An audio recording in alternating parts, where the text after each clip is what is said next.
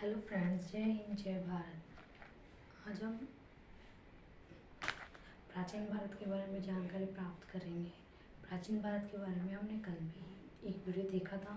उस वीडियो में मैंने बताया था कि प्राचीन भारत को कितने भागों में बांटा गया है और बहुत सारी जानकारी दी थी। सो गाइस, आज हम देखते हैं कि उनके वेद वेद देखते हैं। वेद कौन कौन से थे, ठीक है। वेद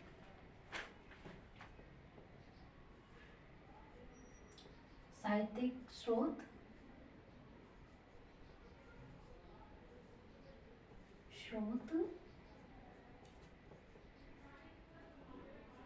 उनमें देखेंगे वेद, ठीक है गाइस। ठीक है, वेद देखिए गाइस, वेद क्या होता है। वेद वेद कितने प्रकार के होते हैं? 4 प्रकार के होते हैं, ठीक है। 4 प्रकार। वेद की रचना वेद की रचना किसने की थी? किसने की थी गाइस? वेद की रचना किसने की थी? महर्षि वाल्मीकि वेद व्यास ने, ठीक है। ओ सॉरी गाइस, महर्षि कृष्ण देवराय वेद व्यास ने किसने की थी? महर्षि कृष्ण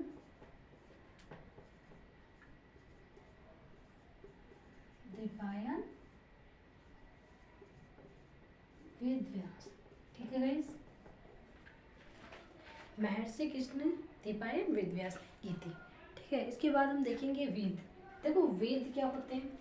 वेद, पहला वेद है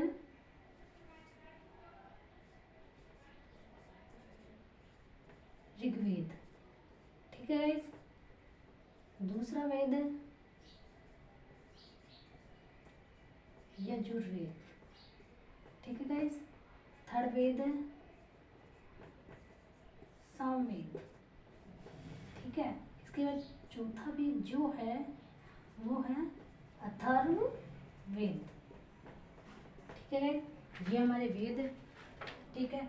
अब जो ऋग्वेद है, ऋग्वेद में कौन कौन सी जानकारी दी गई है। पहले तो देखो, जो ऋग्वेद है उस ऋग्वेद को हम क्या मानते हैं? सबसे प्राचीन। अगर आपसे पूछा जाए कि सबसे प्राचीन वेद कौन सा है, ठीक है, तो क्या बताओगे आप? ऋग्वेद। ऋग्वेद क्या है? सबसे प्राचीन वेद है। इसका जो उप उपवेद है, या फिर हम बोले कि उपनाम, ठीक है। इसका जो उपनाम है वो है उपवेद भी बोल सकते हैं या उपनाम भी बोल सकते हैं, ठीक है गाइस। ये है, देखो ऋग्वेद का जो उपनाम है वो कैसे लिया गया है? आयुर्वेद। कौन सा है? आयुर्वेद, ठीक है गाइस। यजुर्वेद। यजुर्वेद का जो उपनाम है वो क्या है? यजुर्वेद का बताइए गाइस, यजुर्वेद का उपनाम क्या है? बताइए। धनुर्वेद, ठीक है। यजुर्वेद है, उसका उपनाम है धनुर्वेद, ठीक है गाइस, धनुर्वेद। इसके बाद सामवेद। सामवेद का जो उपनाम है वो है गंधर्ववेद, ठीक है गाइस। इसके बाद अथर्ववेद। अथर्ववेद का क्या नाम है? शिल्पवेद, ठीक है गाइस, शिल्पवेद। शिल्प, अभी मैंने आपको बताया सबसे प्राचीन वेद कौन सा है? ऋग्वेद। अब हमसे पूछा जा सकता है जो आधुनिक है, जो नया वेद है वो कौन सा है? नया वेद कौन सा है? अथर्ववेद, ठीक है गाइस। नया वेद कौन सा है? अथर्ववेद, ठीक है गाइस। नया वेद कौन सा है? अथर्ववेद। देखिए, अब हम क्या करेंगे, इसके बारे में आगे जानकारी प्राप्त करेंगे, ठीक है गाइस। देखिए, ऋग्वेद। ऋग्वेद के अंदर हमें क्या चीजें बताई गई है, मैं यहाँ पे अलग से बता रही हूँ, ठीक है। पहला वेद क्या है? ऋग्वेद। हमें मैं ऋग्वेद के बारे में जानकारी बता रही हूँ, ठीक है गाइस। ऋग्वेद जो है, ऋग्वेद के अंदर कौन कौन सी जानकारी बताएगी। ऋग्वेद के अंदर है कितने मंडल है, 10 मंडल, ठीक है गाइस। कितने मंडल है, 10 मंडल। और श्लोक कितने पाए जाते हैं बताओगे, श्लोक कितने हैं इसमें? श्लोक है 1028, ठीक है गाइस। 1028 क्या है, श्लोक है। और इसमें जो ऋचाएं वो कितनी है, 10,462 ऋचाएं, ठीक है गाइस। ऋचाएं हैं, इनको हम रचनाएं भी बोल सकते हैं, ठीक है। मैं लिख देती हूँ यहाँ पे रचनाएं, ठीक है गाइस। इसके बाद देखिए, जो इन रचनाओं को पढ़ता है, पढ़ने वाला, मतलब ये जो पढ़ता है उसको क्या कहते हैं? ऋचाओं को पढ़ने वाले को क्या कहा जाता है? होत्री। जो ऋचाओं को पढ़ता है उसे क्या कहा जाता है? होत्री, ठीक है गाइस। देखो ऋग्वेद के अंदर हमें एक उल्लेख मिलता है, ऋग्वेद के हमें एक उल्लेख मिलता है।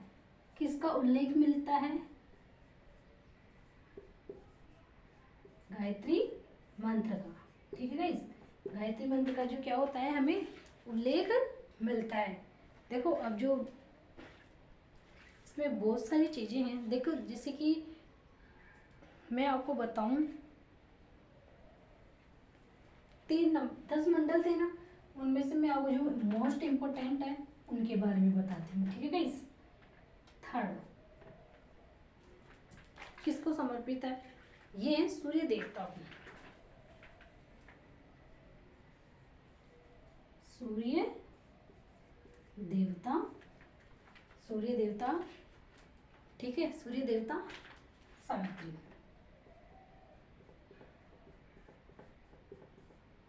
देवता सावित्री। इसके बाद है नौवा मंडल। किसके लिए है नौवा मंडल? सोमदेव, ठीक है गाइस। नौवा मंडल किसके लिए है? सोमदेव के लिए। इसके लिए हम अब देखिए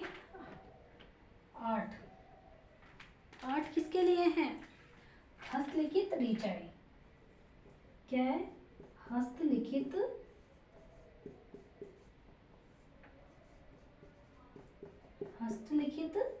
ऋचाएं, ठीक है गाइस। हस्तलिखित ऋचाएं, इनको क्या कहा जाता है? इनको खिल भी कहा जाता, जो हाथ के द्वारा लिखी जाती है उनको कहा जाता है खिल, ठीक है गाइस। अब हम देखेंगे 10वां, ठीक है गाइस। 10वां देखिए, 10वें के अंदर बताया गया पुरुष सूक्त। क्या बताया गया है? पुरुष सूक्त, पुरुष सूक्त बताया गया है 10वें के अंदर। इसके अंदर ही ब्राह्मण, क्षत्रिय, वैश्य, इसके अंदर ही कौन कौन आते हैं? ब्राह्मण, क्षत्रिय, वैश्य और शूद्र, ठीक है, ठीक है गाइस। देखो इंद्र, इंद्र की कितनी रचनाएं हैं बताओगे? कितनी रचनाएं हैं? इंद्र जो देवता है उनकी कितनी रचनाएं हैं? 250, यानी 250, ठीक है गाइस। फिर अग्नि, अग्नि देवता है, उनकी कितनी ऋचाएं हैं बताइए? अग्नि देवता है, उनकी कितनी ऋचाएं हैं? 200,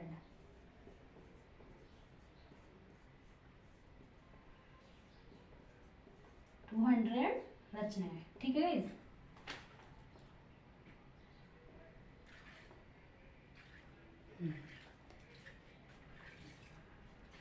सो गाइस देखिए, आगे हम देखते हैं, ठीक है गाइस। ये समझ में आया ना? ठीक है, अब मैं आगे बताती हूँ। देखो ईशापुर, ईशा मसीह, ईशा ईस्वी, ये क्या चीजें होती है? इनको हम कैसे लिखते हैं? देखो इनको BC, ठीक है, BC लिखते हैं ई। ठीक है गाइस, फिर हम क्या लिखते हैं, ये ऐसे चलेगा और ये ऐसे चलेगा। ठीक है गाइस, इसको बोलते हैं एडी।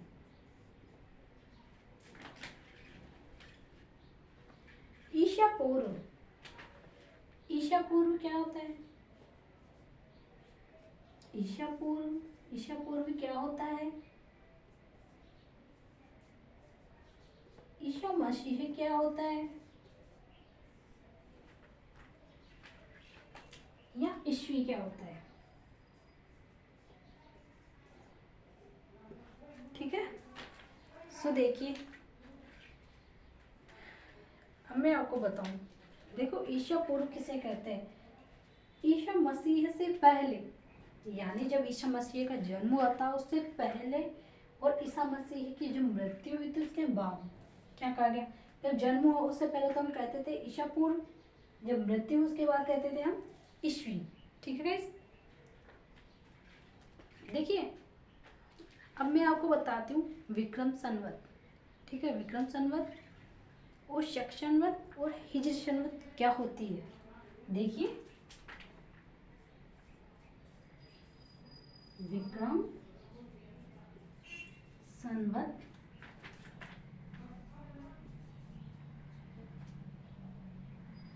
शक संवत,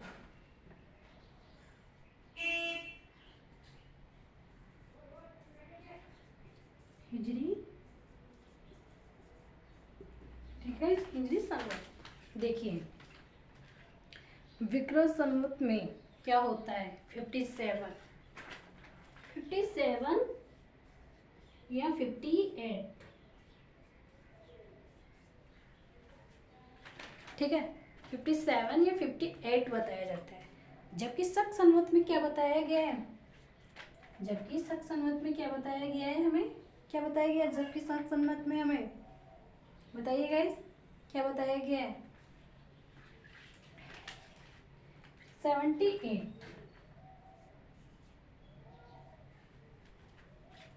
78 बताया गया है ना शक संवत में। ठीक है गाइस, मैंने एक चीज छोड़ दी है इसमें गाइस, क्या छोड़ा है मैंने, गुप्त संवत। ठीक है गाइस, गुप्त संवत भी देख लेते हैं कि ये गुप्त संवत होती है वो क्या चीज होती है। तो गुप्त संवत में क्या बताया गया है, 319 या 320। ठीक है गाइस, हिजरी संवत, अब हम देखेंगे हिजरी संवत में क्या होता है, 622। ठीक है गाइस, 622। समझ में आया। देखो इसमें विक्रम संवत है, इसमें ये चीज बताई गई है कि जो उज्जैन के राजा है ना, उज्जैन के स्थानीय राजा ने शकों को हराया था। किनको हराया था, शकों को हराया था। इससे क्या है, 14 उपाधियां मिली हुई है।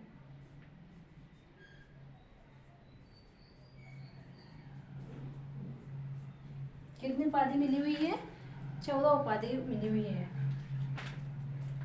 देखो मैं लिख देती हूँ ताकि तुम्हें याद रहे।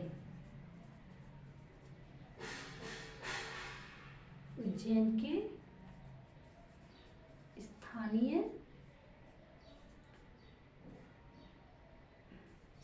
राजा ने शकों को हराया। ठीक है, शकों को हराया था इन्होंने।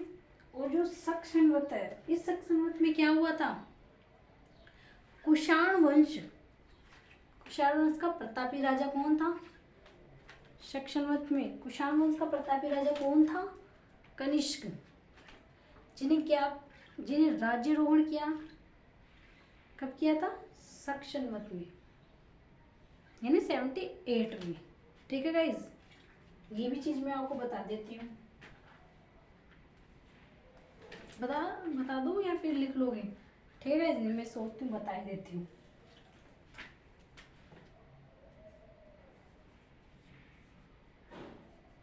कुषाण वंश के कौन थे? कुषाण वंश के प्रतापी शासक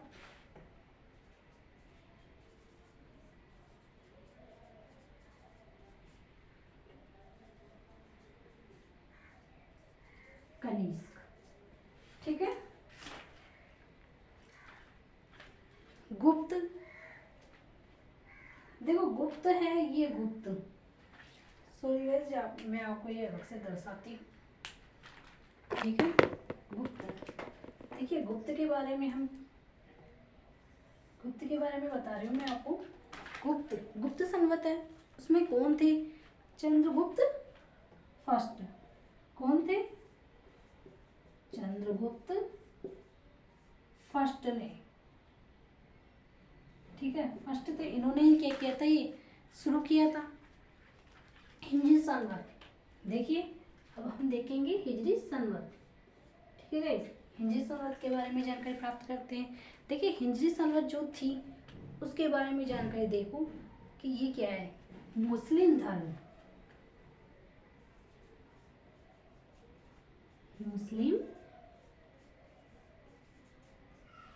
मुस्लिम धर्म। ठीक है, मुस्लिम धर्म में कौन आता है? मोहम्मद साहब। ठीक है, मुस्लिम धर्म में कौन आता है? मोहम्मद साहब। ठीक है गाइस, मोहम्मद साहब। इन्होंने 622 ईस्वी में 622 ईस्वी में इन्होंने क्या किया? 622 ईस्वी में ज्ञान की प्राप्ति की। ज्ञान प्राप्त कहाँ पर किया था? हीरा नामक गुफा में। कहाँ पर किया था? ज्ञान प्राप्त किया हीरा नामक गुफा में। ठीक है, इन्होंने क्या की? ज्ञान की प्राप्ति की। कहाँ पर की थी? हीरा नामक गुफा में ज्ञान की प्राप्ति की। ठीक है। सो गाइस देखिए आपको ये वीडियो कैसी लगी। अगर आपको ये वीडियो अच्छी लगी तो कमेंट करके ज़रूर बताना, क्योंकि मैं बहुत मेहनत करती हूँ पढ़ाने के लिए। ठीक है गाइस, समझ में आया तो भी ज़रूर बता के जाना मुझे कि हमें ये चीज़ें समझ में आए, ताकि मैं आपको इसके आगे और कुछ चीज़ें सिखा सकूँ। Thank you so much.